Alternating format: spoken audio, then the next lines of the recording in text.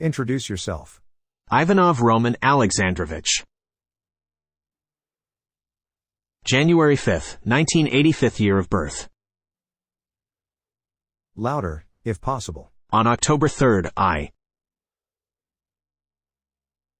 signed a contract with the Department of Defense to enlist in the Army. That is, to be an auxiliary worker. I am an auxiliary worker. Maybe. In order to help load cars and carry people, the wounded and the dead. Deliver products. To bring, as it were, to load food. These are the tasks. See how different.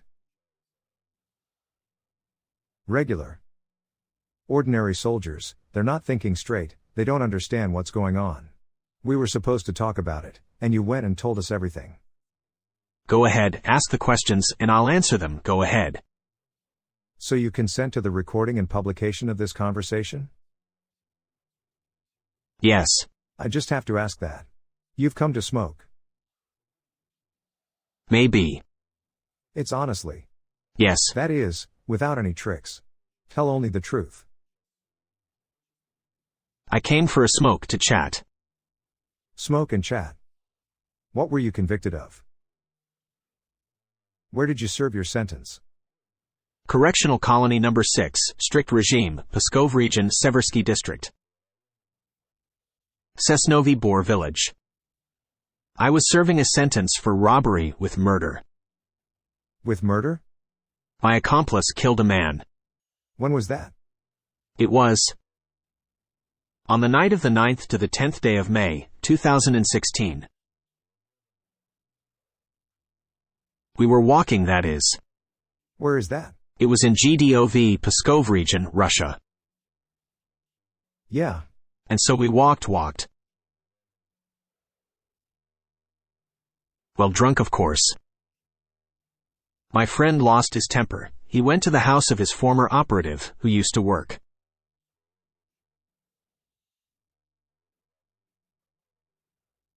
He used to be in either the Western Penal Colonies or the Southern Penal Colonies. I don't know just where my accomplice served his first sentence, or well, first and second terms. Let's say by the arbitrary actions of the colony workers, my accomplice was abused there by the order of that very worker. Your accomplice? Yes, my accomplice. Both he and he wanted revenge on him. He ran into the house, wanted to kill him with a knife here. But his mother came out, and it turned out that he killed his mother. He took off her cross and so on, and I became an accomplice, just like that. Did you initially go in and know this was all going to happen? No, I didn't. Well, I personally didn't know that. I mean, well, we did it like this, and it turned out like this. What was it like? The two of you go, and what did he say to you? He said to wait. I'll be off, and he went into the house. So you didn't know his plans? No, I didn't. Initially, I did not know his plans, that is. What's next? But it turned out that you were made an accomplice. An accomplice. Because I was present, I tried to pull him away here. Something had to be done when he committed murder. I also followed him into the house, and he was sitting on top of the woman and was finishing her off. I said, "What are you doing, fool?" Here, but due to the fact that I was very drunk, he just pushed me away and I fell. I mean, and then he said, "We already did it, and there's no difference." He started looking for values, and so on. Robbery. Well, yes.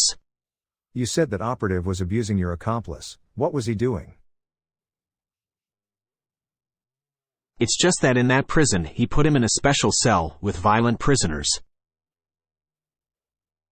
In a special cell, that's where it all happened. He was abused. How much did your accomplice get for murder? 17 years. He also has robbery and murder. And you? They gave me 10 years for robbery. Yes, I see. According to your canons, he's in the offended category and is sitting in jail as offended. Yes.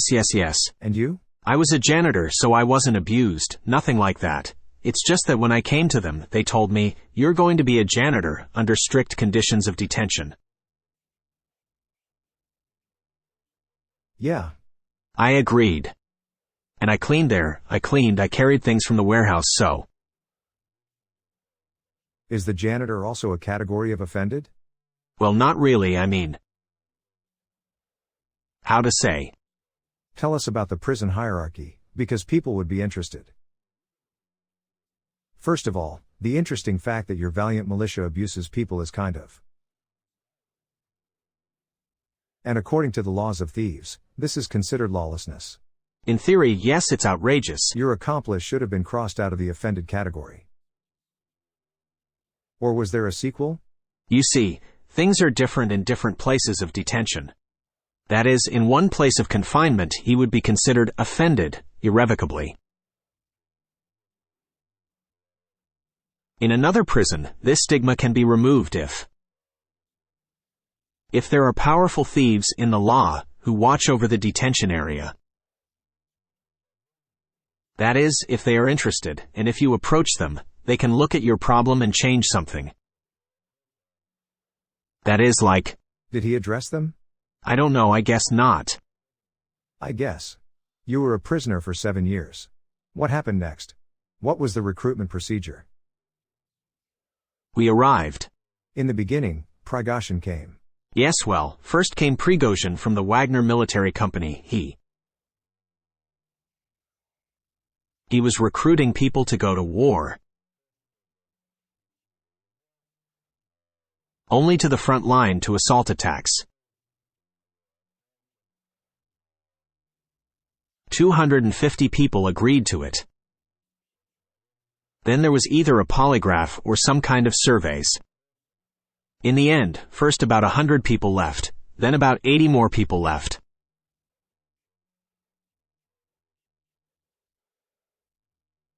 Roughly speaking, the bottom line is about 200 people. Wagner's group without the offended? No, they said that right off the bat that they don't take the herding, or the janitors or the junkies. Why not? I don't know. Wrong story, wrong story. Maybe. Were there rumors that you couldn't go to war? No. The Wagner group does not take the offended. Then the military came to you. They came from the Ministry of Defense. Who was that? I can't say who exactly came, because I'd forgotten that at all, and I can't remember. Were they civilians? They were wearing masks, civilians. Yes. Yeah. I forget the last name already. I only remember that when they introduced themselves. They were from the Department of Defense. We were all gathered, all the janitors, all the cooks, in short, all the questionable people, and yes, the offended cast too.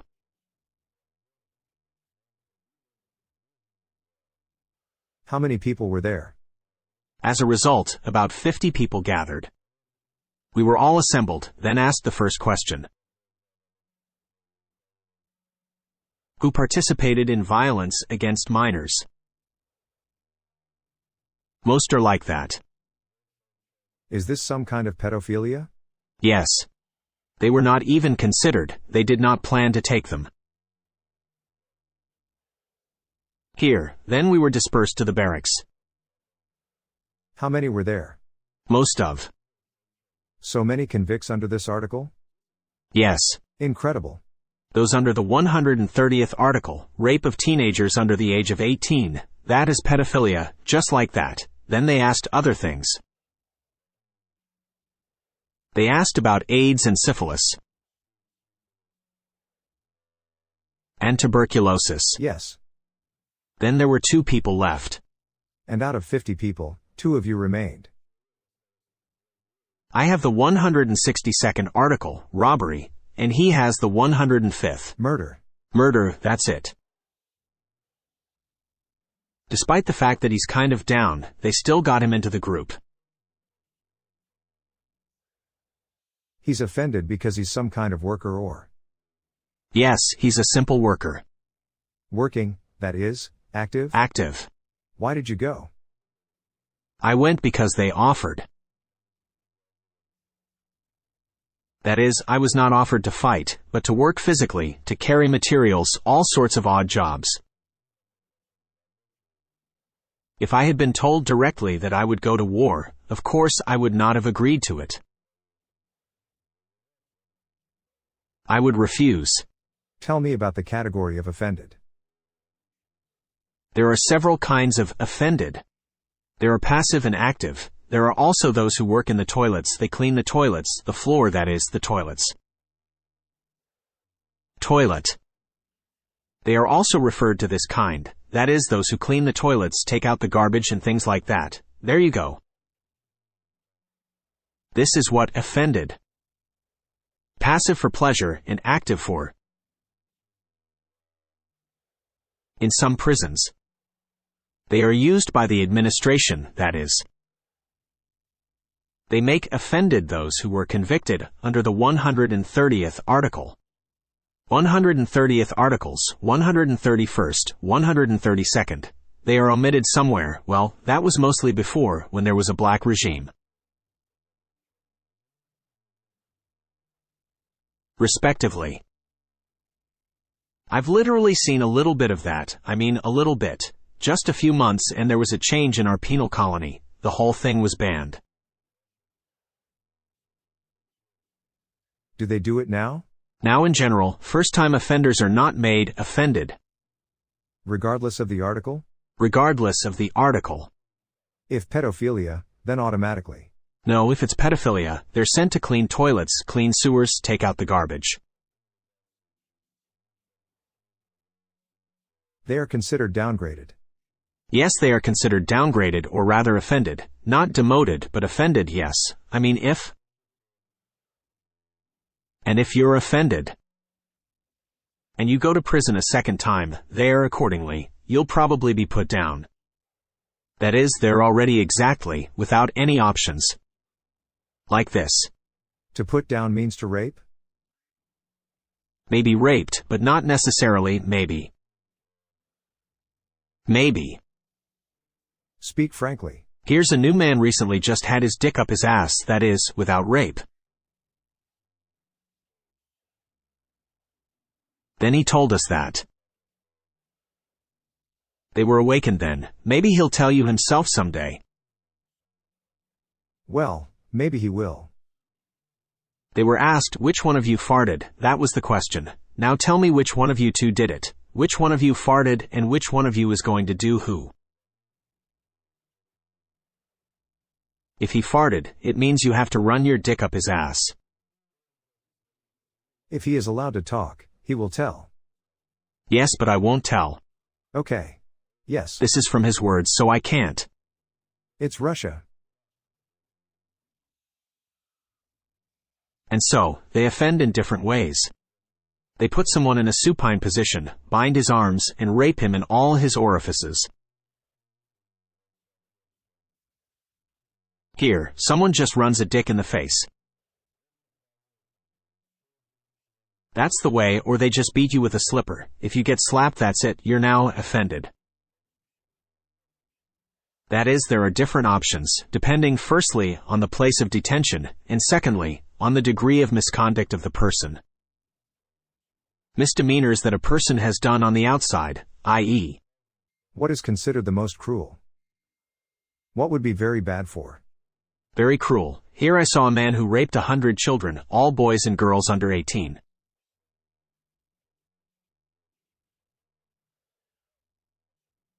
The youngest boy was not even 10 years old. He was put in jail. What next? When they put me in jail, he had already been there for 8 years. That is, he was a worker and was raped by everyone. Well, of course, they gave him condensed milk or cigarettes for this. Yes. Or sausage, depending on. Depends on what they had. There was a store on the prison grounds. Now I'll probably ask something unbelievable, because this is the first time we've had this. So he was, roughly speaking, booked as a prostitute, and paid for with cigarettes? And he runs to some barracks, and they have sex with him in the bathroom. For a certain fee. That is, the prisoners, who are richer, that is, I do not know the rates. I understand. Now that was before I arrived. But still, those who are richer, even here for example, we were just talking, and I was told that you can get a bag of groceries and cigarettes and other things from rich people.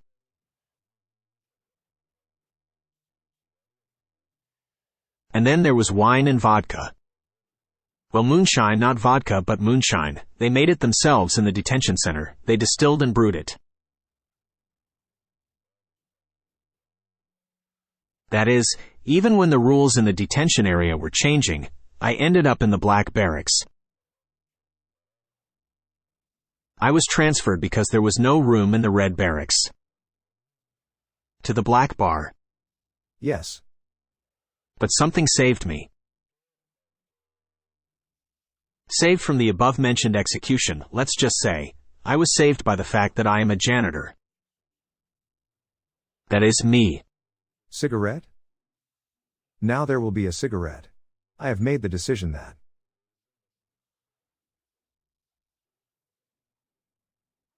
Please, just don't put it in a pack.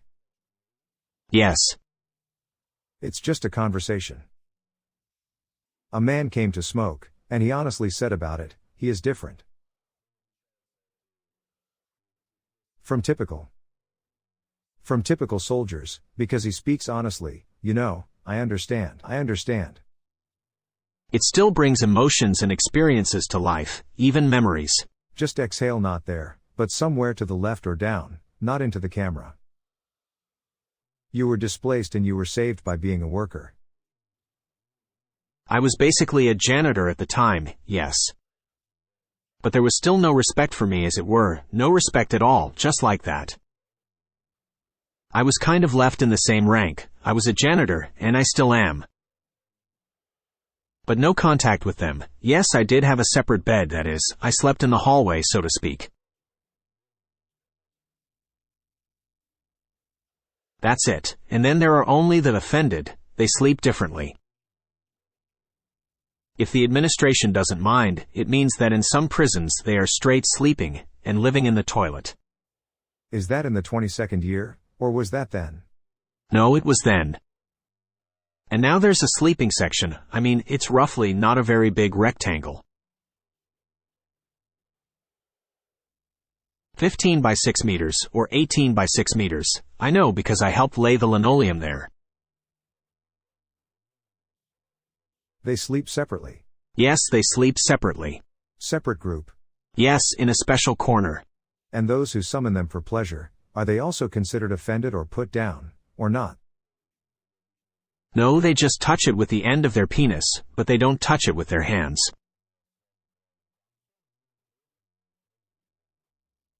Yes. That is, Lower does everything himself. Yeah, so an ordinary man or a respectable man comes in and... Yes, he just walks up, unzips his fly and that's it, and the downer does everything himself. That is, he takes his cock in his mouth, or sits on it. Caresses him, and so on. Well, okay. I am disgusted myself. Okay, everybody, let's talk about the war. They took you two away. Where did they take you? First we were taken. In October? Yes, in October, at the beginning of October. It was the 2nd of October, the 2nd of the month, the two of us. In the evening, we were taken out of prison. You mean, you talked and right away? No, they came before. They came a month before. Yeah. They came. And they left. We talked, it was just the two of us. They added us to the list. Yeah then. All right, go on. Where did they take you? Well, first, I'll tell you in order.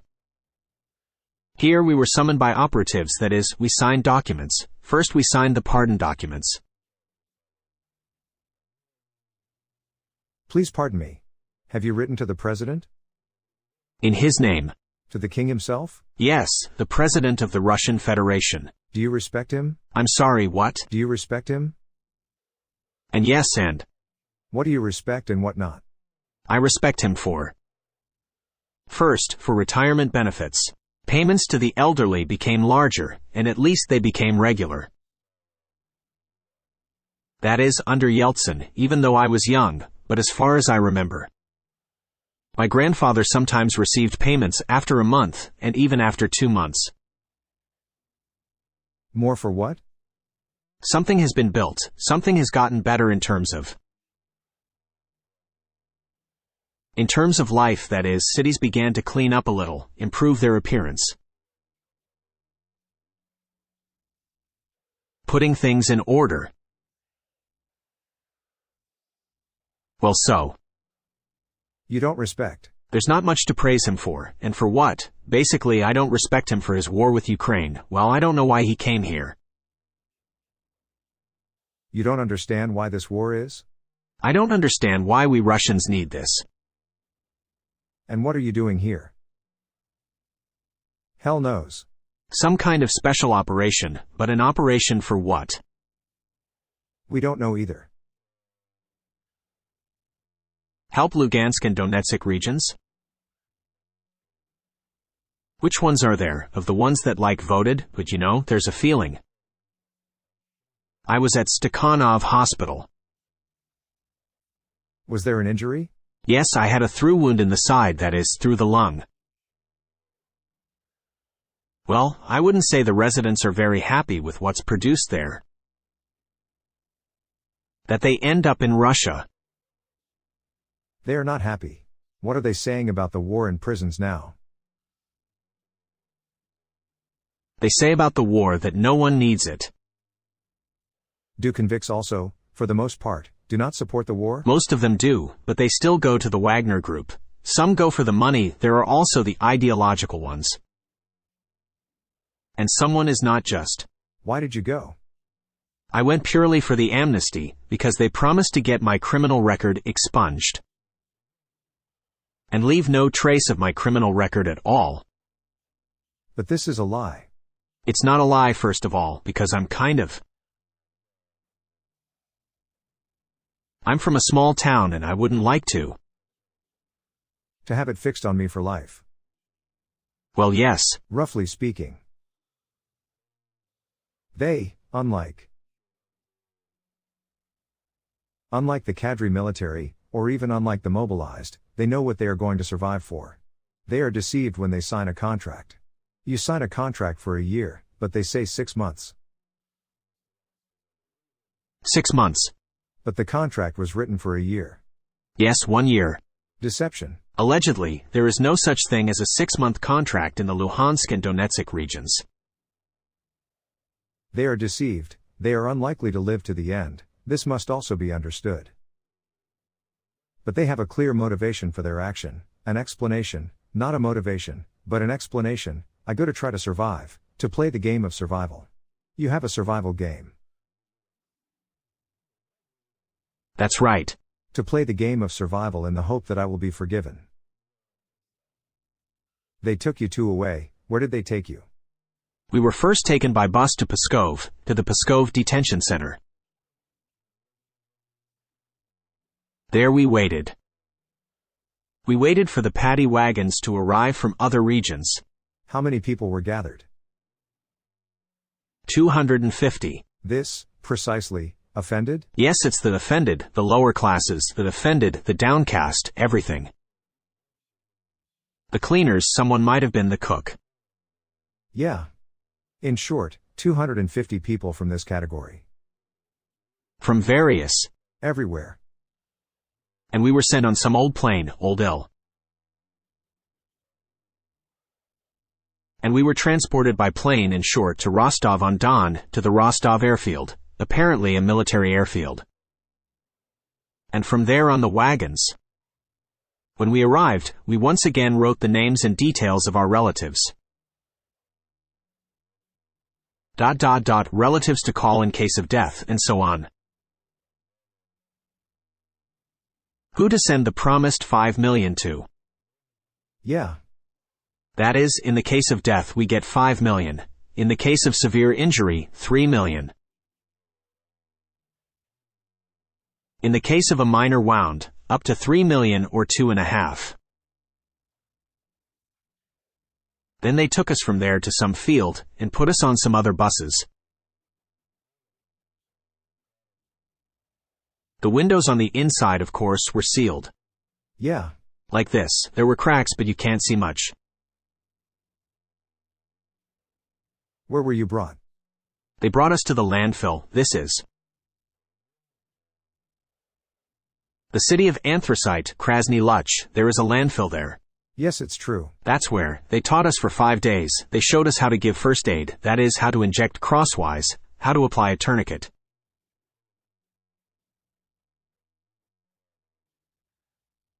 How the machine is assembled and disassembled. But after 5 days, there was an arrival of shells. Yes. So in general, they said that these were American shells. HIMARS 2 shells shot down, one made it here, and us.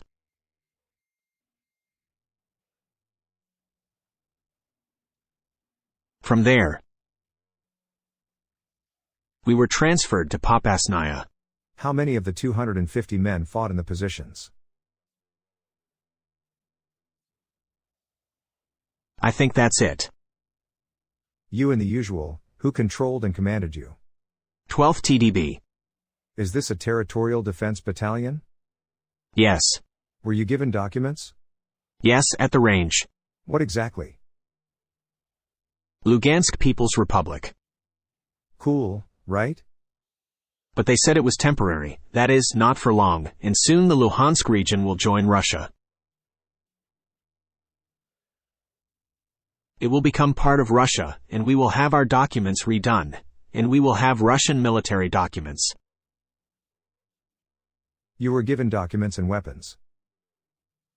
Issued documents and weapons. Was the gun registered in the paperwork? No.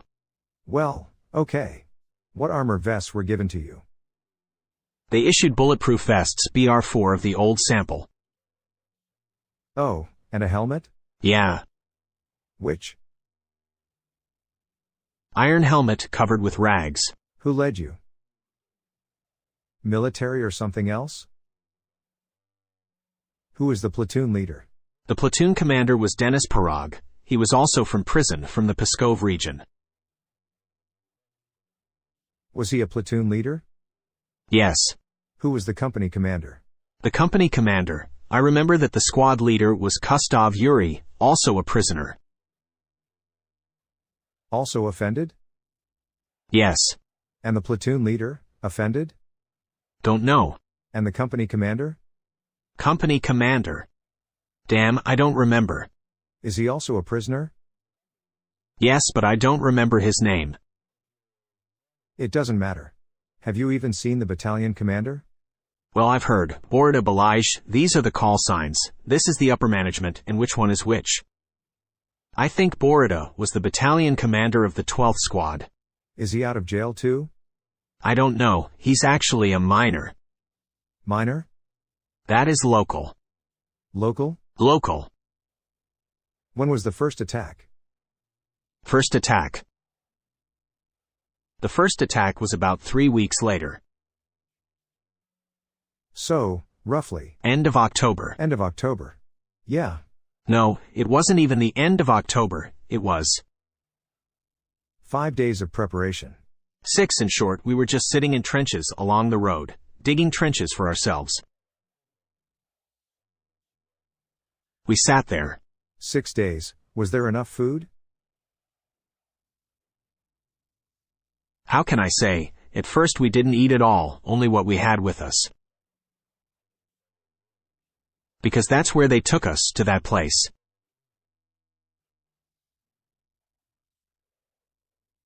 At the firing range we were fed, and we ate what we could grab from there. Long story short, right? You could say that, because the weather was hot in October. There was no water, no food delivery, and no water either. Then this part of the highway, between us and the zero line, was vacated, and we started shopping for groceries ourselves. Yeah. That is, we brought hot food.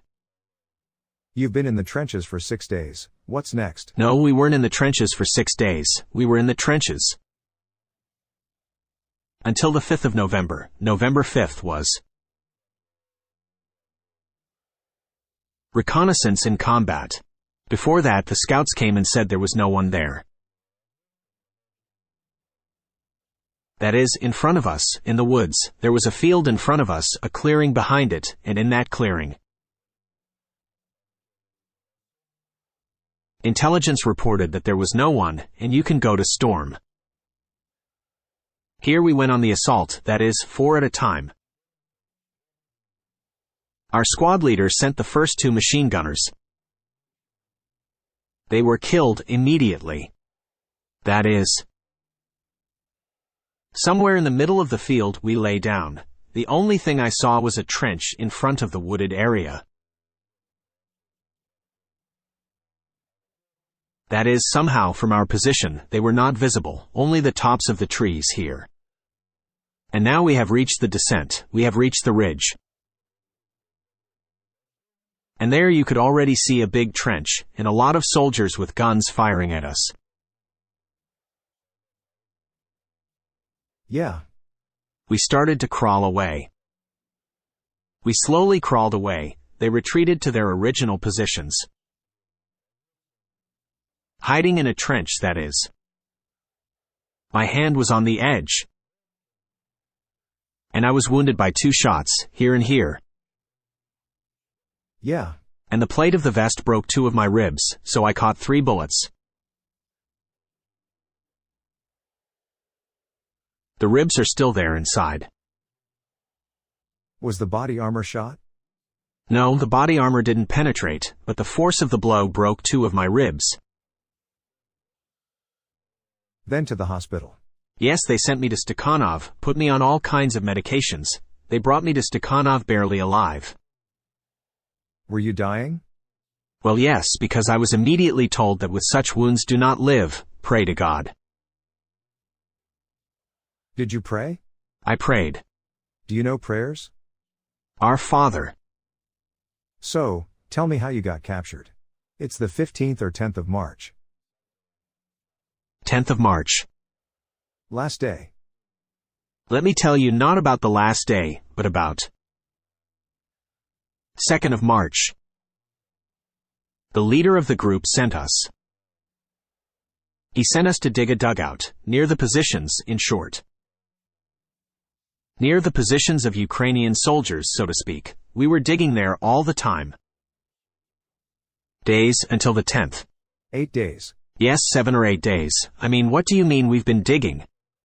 You dig one night, throw the earth into this hole. Shoveling with your hands?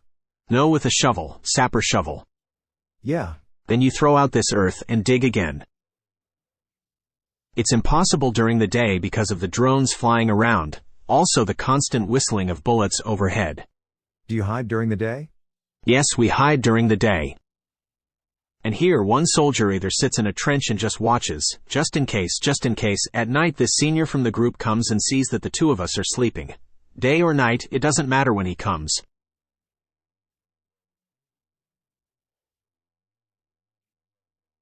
You didn't care about your opponents, you didn't want the older man to see you? Well, yes, because for refusing to go forward, their elders could mutilate the boys to the point of death. Crippled? Yes, they were beaten. They were simply maimed with the butts of their rifles to the point of severity. I personally saw a man refuse to go there, and he was beaten to a pulp. This I saw myself.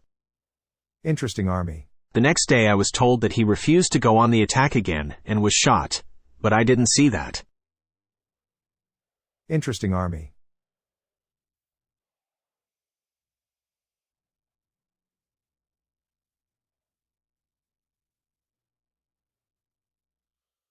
On the 10th day you dug these trenches. On the morning of the 10th, my partner from Russia was supposed to be standing there watching. I was asleep. Is your neighbor in captivity? Yes, yes, yes. Yeah. Looks like he was sleeping too. I guess maybe he was asleep too, because they came and he woke me up and said, "They've come for us, let's go out. We're out." Who's standing there? Ukrainian soldiers were standing there. What did they say? Nothing. They clutched at my throat and dragged me to their positions on my hands and knees. On knees. He didn't sleep, or how did it happen? I don't know, I then slept. Did you ask him later? No. He's alive, and there's nothing else you want to know? I think so. Oh, thank God, I just haven't quite sobered up yet. I understand that in captivity is easier than there. In captivity, yes. I mean, there are only two ways. Either you stay alive or they shoot you. The first thought that came up was, how long before they shoot us?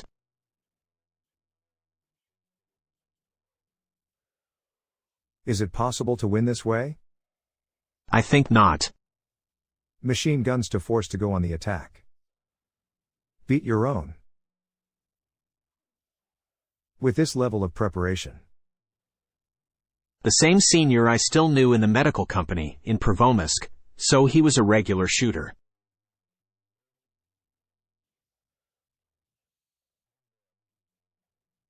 Also a prisoner? Yes, he was in combat in Soledar. I wasn't there.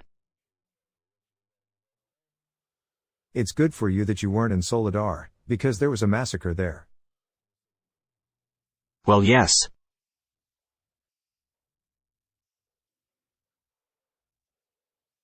I was in the medical department for those 3 months. Yeah. I saw him. He also came in with a wound. He was an ordinary prison man. Let's say he wasn't even a prisoner, but an ordinary man. That is, he was calm, he talked normally.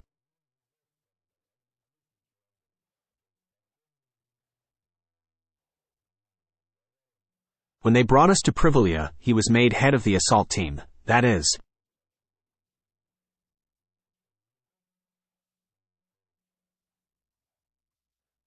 He changed immediately, literally in a day. He started yelling at everyone, constantly drunk, constantly beating up soldiers. Did he drink? Yes, he drank alcohol, almost every day. And you? No. A man with power in his hands. Probably yes. If I had consumed alcohol there, I think I would have been a walking corpse there. They beat people badly for drinking alcohol. Yeah. Only the senior caste is allowed to drink alcohol. They never attacked. No, why? At first he went to attack a couple of times, but I wouldn't call it a full-fledged attack. The first attacks were like this: go 50 meters in the direction of the enemy and come back.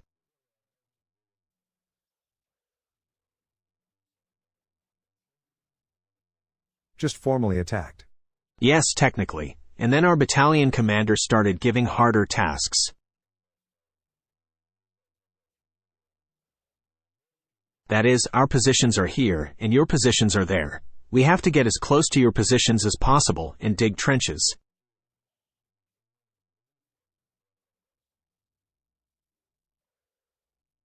Probably a lot of people died. Yes, a lot of people. With such tactics, strategy, and personnel, is it possible to win? No. How do you assess this? When a cadre military army fights alongside prisoners. Let me get this straight. When a cadre army. You know what that word means, don't you? Regular army. Yes, a regular army. The regular army fights at the same time as the prisoners. Next to the prisoners, moreover, to that particular category of prisoners, the offended. What can I say? Morality. Scarcity. Yes, there is a huge deficit. Scarcity. Not enough people. Yes, there is a shortage of people, cannon fodder. There is something else interesting to tell, because I was surprised by what I heard. This is the first dialogue of its kind.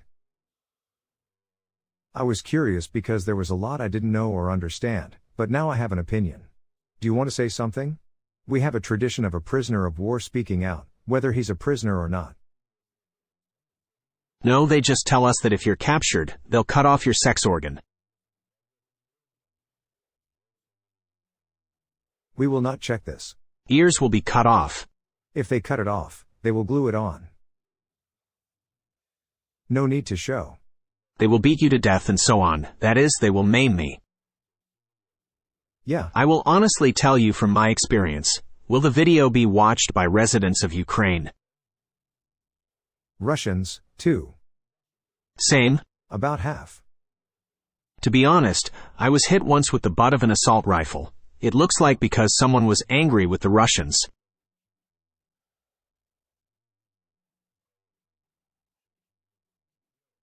Certainly. To glory to Ukraine, they wanted me to say, glory to Ukraine. That's what happened. They didn't beat me anymore, they fed me and gave me a smoke.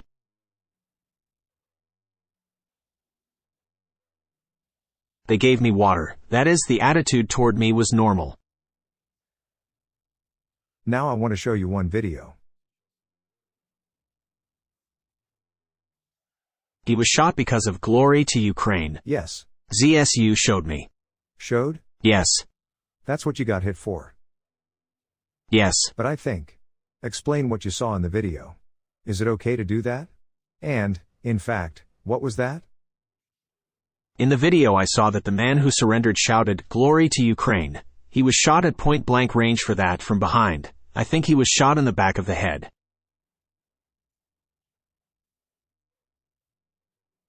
Yes, shot in the back of the head. Scum. Scum. And there are enough of them. Scumbags? Basically, it's those who go to war for the idea, the ideological soldiers. They say, we don't need money, we need war. You said some interesting things. Cigarette. Yes, you can. The thought is this, your regular army has sunk to the bottom. What will happen when the prisoners run out? Who will go to war?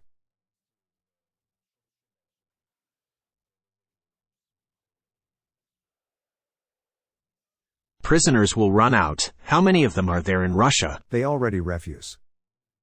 Right now it was a voluntary action. I think the next action will be voluntary compulsory. Other conditions? You see, even back then there were rumors going around the prisons that they would add a sentence for refusing to participate in a special military operation.